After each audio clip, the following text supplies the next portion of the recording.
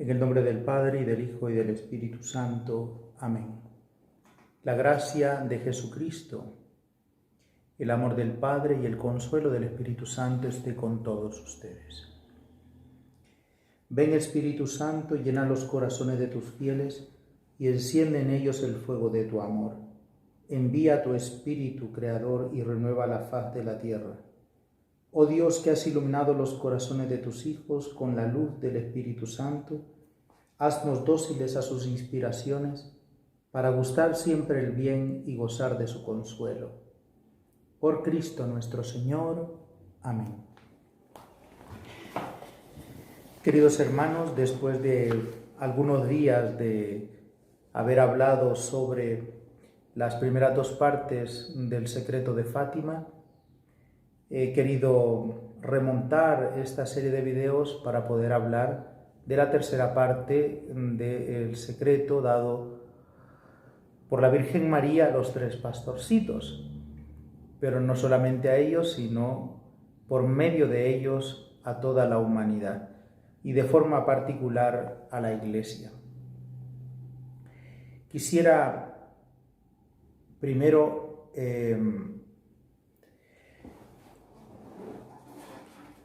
leer textualmente la tercera parte del secreto y quiero ocupar la traducción que está en la página de la Santa Sede en español y que es prácticamente la misma que aparece en otras páginas de internet, pero he querido ocupar este texto que ha sido publicado íntegro con otros documentos por la Santa Sede con ocasión de el año 2000, que fue el año donde se publicó esta tercera parte del secreto de Fátima. Se publicó para que todo mundo pudiera tener acceso a él. Y fue un año muy particular porque el Papa Juan Pablo II beatificó a dos de los tres pastorcitos. Y estaba viva todavía Lucía, que era la vidente viva de los tres, pero era aquella que la Virgen explícitamente le había encargado que transmitiera los mensajes de Fátima.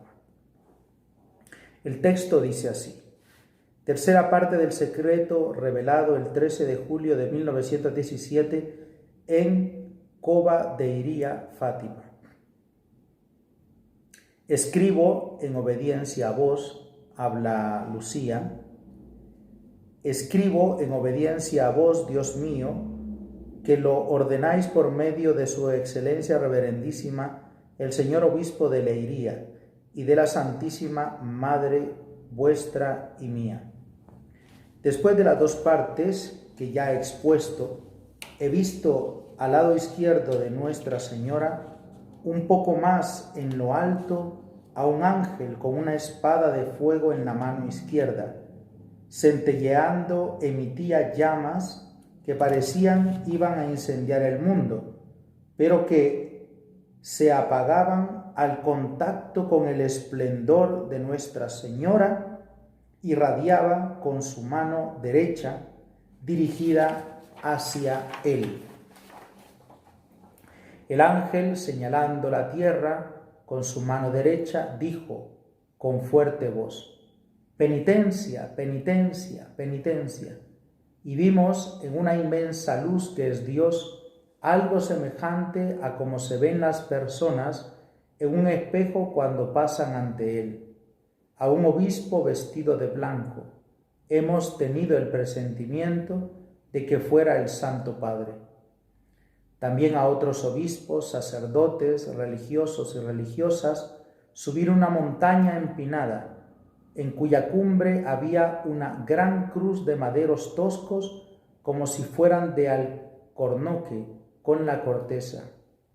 El Santo Padre, antes de llegar a ella, atravesó una gran ciudad medio en ruinas y medio tembloroso, con paso vacilante, apesadumbrado de dolor y pena, rezando por las almas de los cadáveres que encontraba por el camino. Llegado a la cima del monte, postrado de rodillas a los pies de la gran cruz, fue muerto por un grupo de soldados que le dispararon varios tiros de arma de fuego y flechas, y del mismo modo murieron unos tras otros los obispos, sacerdotes, religiosos y religiosas, y diversas personas seglares, hombres y mujeres de diversas clases y posiciones. Bajo los dos brazos de la cruz habían dos ángeles, cada uno de ellos con una jarra de cristal en la mano, en las cuales recogían la sangre de los mártires y regaban con ella las almas que se acercaban a Dios. Luego, en esta serie de documentos que están en la página de la Santa Sede, hay una serie de escritos con relación a Fátima y sobre todo a los secretos de Fátima. Y hay un texto que yo pienso que es el más importante porque es la interpretación que la Iglesia da de esta parte del tercer secreto. Las otras dos partes, pues ya hemos hablado varias cosas. Pienso que lo esencial sería redundar, seguir hablando. Pero sí me gustaría que lo tuviéramos siempre presente, las dos primeras partes, porque tienen relación con la tercera. Todo es una continuidad, eso hay que tenerlo clarísimo. Este texto que voy a leer ahora está firmado por el cardenal Joseph Ratzinger, que luego, 5 años después, va a ser el nuevo Papa, que va a suceder al Papa Juan Pablo II. Y lo escribe el cardenal Joseph Ratzinger como prefecto de la Congregación para la Fe. O sea que tiene una autoridad muy importante, aparte de la riqueza teológica que encierra este documento. Es un poco más largo de lo que yo voy a leer, pero en sí dice cosas muy esenciales, la parte en la que voy a citar, que es la parte más importante. Esta tercera parte del secreto que nos involucra a todos. Eso es lo más importante de esta interpretación. Hay que recordar que Lucía dice que a ella no le compete la interpretación de la visión o de los secretos. Ella fue la encargada de recibirlo y de transmitirlo, pero no de interpretarlo, que se necesita muchísima humildad. Eso da lugar para creer en la autenticidad de las apariciones de la Virgen en Fátima. Dice así: llegamos así finalmente a la tercera parte del secreto de Fátima, publicado íntegramente aquí por primera vez. Este documento está hecho, publicado, con ocasión de la publicación del secreto. Por eso dice aquí, publicado íntegramente aquí por primera vez. Como se desprende de la documentación precedente, la interpretación que el cardenal Sodano ha dado a su texto el 13 de mayo había sido presentada anteriormente a Sor Lucía en persona. A este respecto, Sor Lucía ha observado en primer lugar que a ella misma se le dio la visión, no su interpretación. La interpretación, decía, no es competencia del vidente, sino de la Iglesia. Ella, sin embargo, después de la lectura del texto, ha dicho que esta interpretación correspondía a lo que ella había experimentado y que por su parte reconocía dicha interpretación como correcta. es lo que sigue, pues se podrá solo intentar dar un fundamento más profundo a dicha interpretación a partir de los criterios hasta ahora desarrollados. El cardenal Sodano había hecho una carta de agradecimiento al Papa en el momento en que el Papa había ido a Fátima, y ahí expresa unas cosas muy bonitas que hacen como un pequeño resumen de la interpretación posible de los secretos. Entonces, Lucía decía que lo dicho ahí, a ella le parecía pues correcto, ¿no? Entonces el cardenal Joseph Ratzinger va a profundizar lo que ya el cardenal Sodano ha dicho.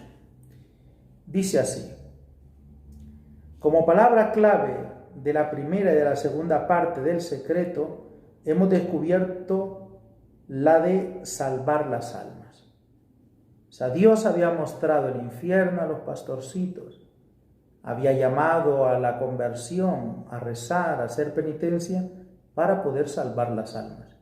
O sea, Dios quiere que todos nos salvemos. La voluntad de Dios es esa, que todos nos salvemos.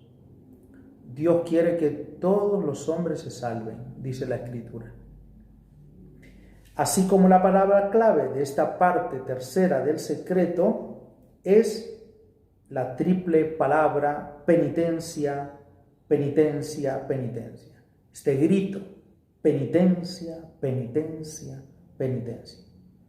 Viene a la mente el comienzo del Evangelio. Conviértanse o hagan penitencia y crean en el Evangelio. Comprender los signos de los tiempos significa comprender la urgencia de la penitencia, de la conversión y de la fe. Esta es la respuesta adecuada al momento histórico, que se caracteriza por grandes peligros y que serán descritos en las imágenes sucesivas. Me permito intentar aquí un recuerdo personal. En una conversación conmigo, Sor Lucía me dijo que le resultaba cada vez más claro que el objetivo de todas las apariciones era el de hacer crecer siempre más en la fe, en la esperanza y en la caridad. Todo el resto era solo para conducir a esto. Examinemos ahora más de cerca cada imagen. El ángel con la espada de fuego a la derecha de la Madre de Dios recuerda imágenes análogas en el Apocalipsis.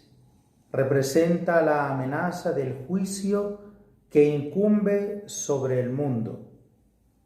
La perspectiva de que el mundo podría ser reducido a cenizas en un mar de llamas hoy no es considerada absolutamente pura fantasía. El hombre mismo ha preparado con sus inventos la espada de fuego. La visión muestra después la fuerza que se opone al poder de destrucción, el esplendor de la Madre de Dios, y proveniente siempre de Él, la llamada a la penitencia. De ese modo se subraya la importancia de la libertad del hombre. El futuro no está determinado de un modo inmutable, y la imagen que los niños vieron no es una película anticipada del futuro, de la cual nada podría cambiarse. Toda la visión tiene lugar en realidad solo para llamar la atención sobre la libertad y para dirigirla en una dirección positiva. El sentido de la visión no es el de mostrar una película sobre el futuro ya fijado de forma irremediable. Su sentido es exactamente el contrario, el de movilizar las fuerzas del cambio hacia el bien. Por eso está totalmente fuera de lugar las explicaciones fatalísticas del secreto que, por ejemplo, dicen que el atentador del 13 de mayo de 1981 habría sido en definitiva un instrumento del plan divino, guiado por la providencia, y que por tanto no habría actuado libremente, así como otras ideas semejantes que circulan. La visión habla más bien de los peligros y del camino para salvarse de los mismos. Las siguientes frases del texto muestran una vez más muy claramente el carácter simbólico de la visión. Dios permanece el inconmensurable y la luz que supera todas nuestras visiones. Las personas humanas aparecen como en un espejo. Debemos tener siempre presente esta limitación interna de la visión, cuyos confines están aquí indicados visivamente. El futuro se muestra solo como en un espejo de manera confusa. Cita Primera Carta a los Corintios 13:12. Confrontar.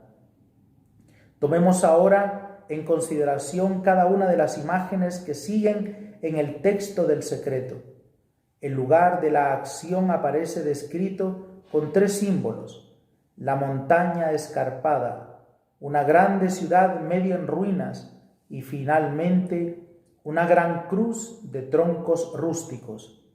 Montaña y ciudad simboliza el lugar de la historia humana, la historia como costosa subida hacia lo alto, la historia como lugar de la humana creatividad y de la convivencia, pero al mismo tiempo como lugar de las destrucciones, en las cuales el hombre destruye la obra de su propio trabajo.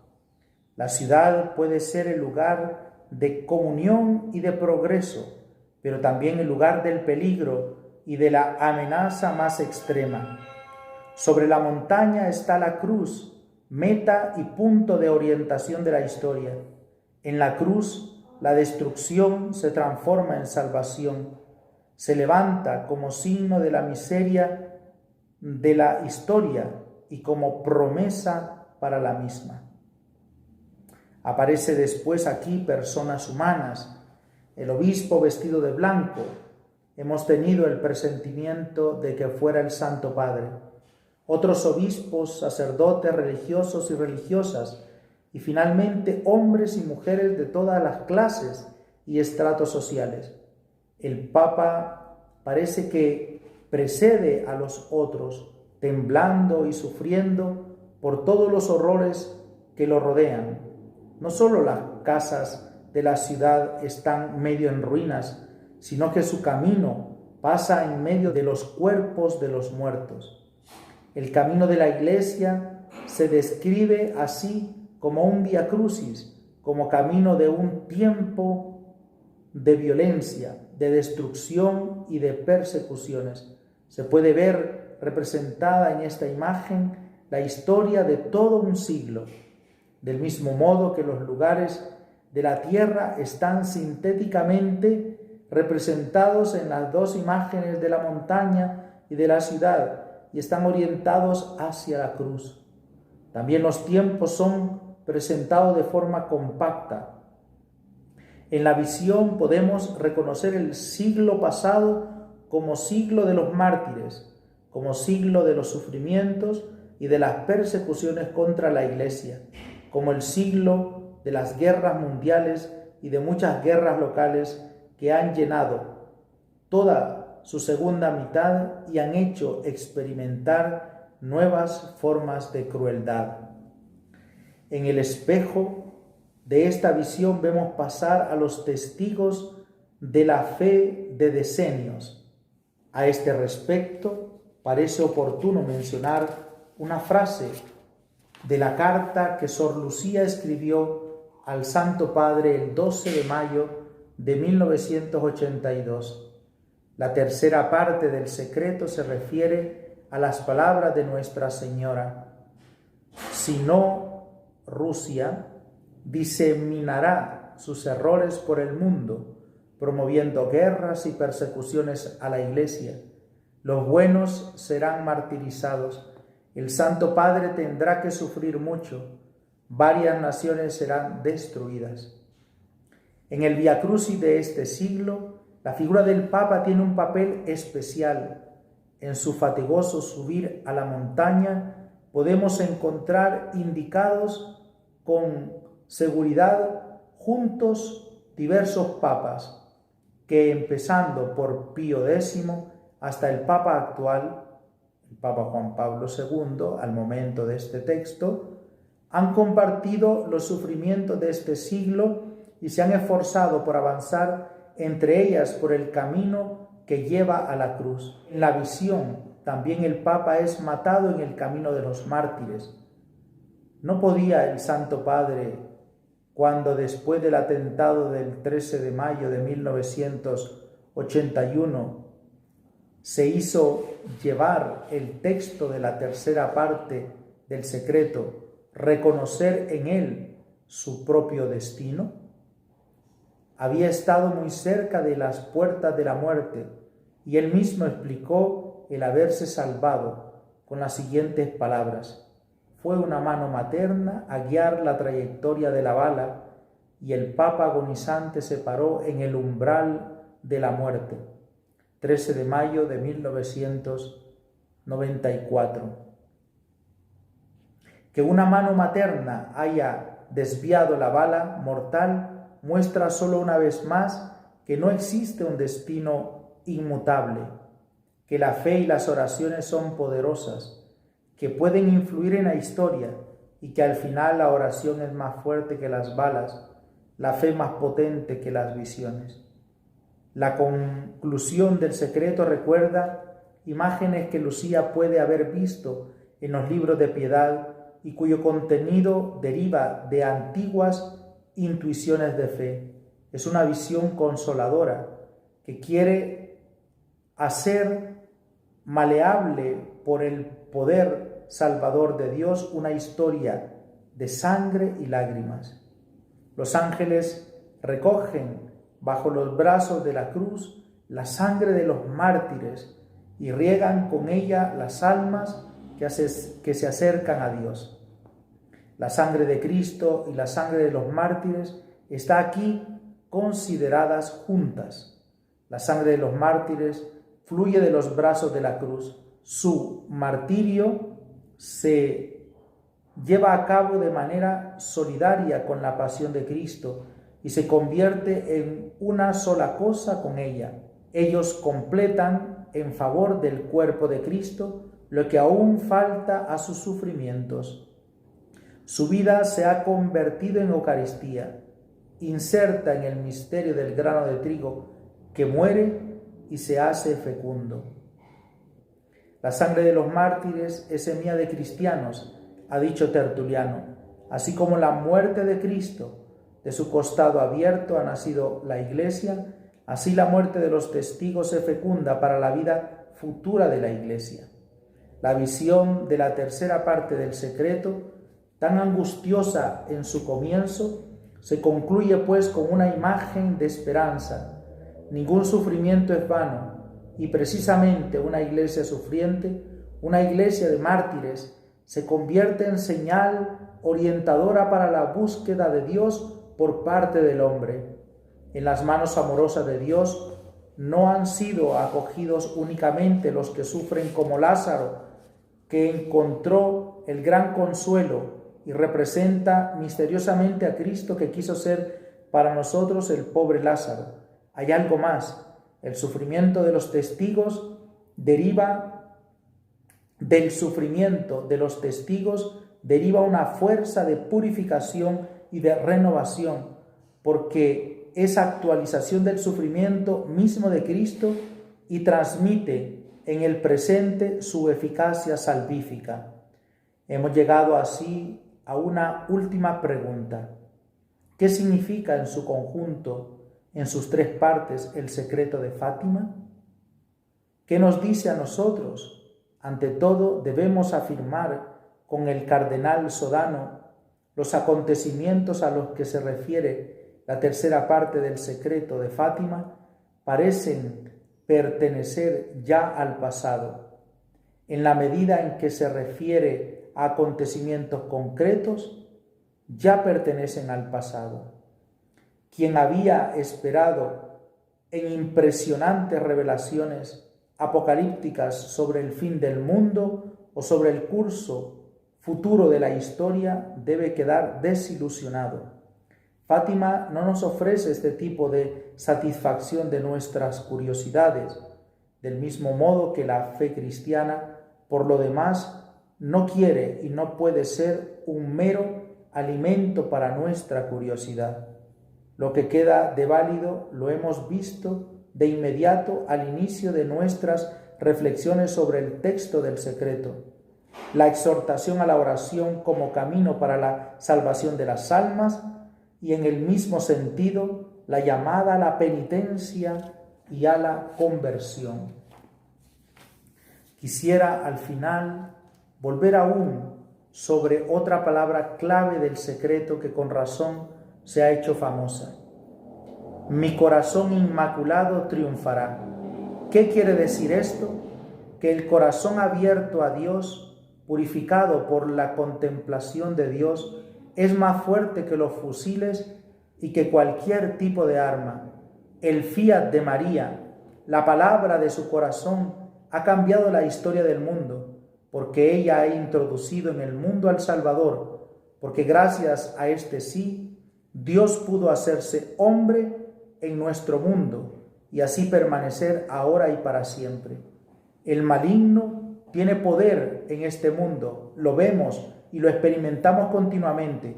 Él tiene poder porque nuestra libertad se deja alejar continuamente de Dios, pero desde que Dios mismo tiene un corazón humano y de ese modo ha dirigido la libertad del hombre hacia el bien, hacia Dios, la libertad hacia el mal ya no tiene la última palabra.